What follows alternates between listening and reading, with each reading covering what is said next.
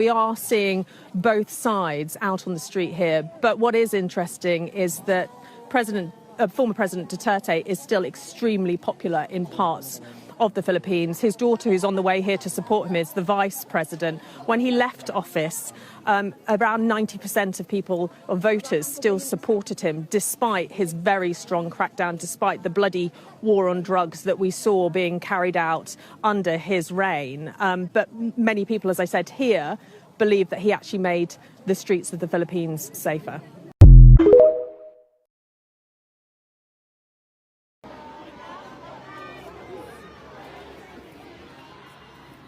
Alab ng puso, sa dilim mo'y buhay. Nakahilak na ko guys, di na ako makakanta. Sa manlulupi, di ka pasisi, sa dagat at mundo, sa simoy at sa langit mo'y buhay. Pag lang minamahal, ang kislap ng watawat mo'y tagumpay na nagniningning. Ang bituin at araw niyang kailan may di magdidilim.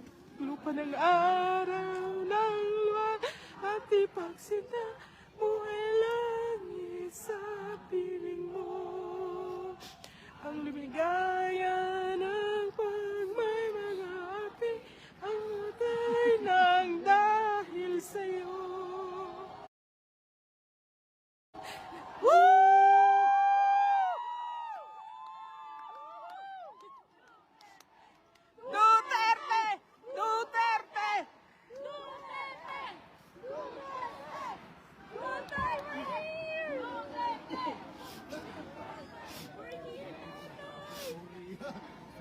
Kailan ko manood ko?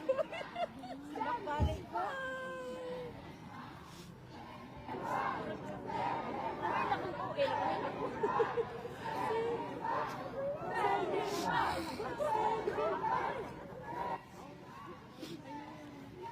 I-close na nila ang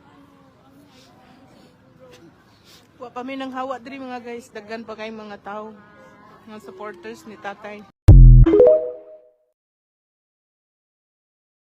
Ang tahanan ng aking lahi, lahing kayumangi.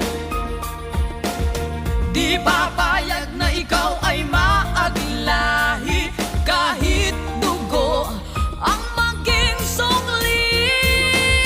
Para sa bayan, tungkulin ko'y gagampanan ng buong tapat at walang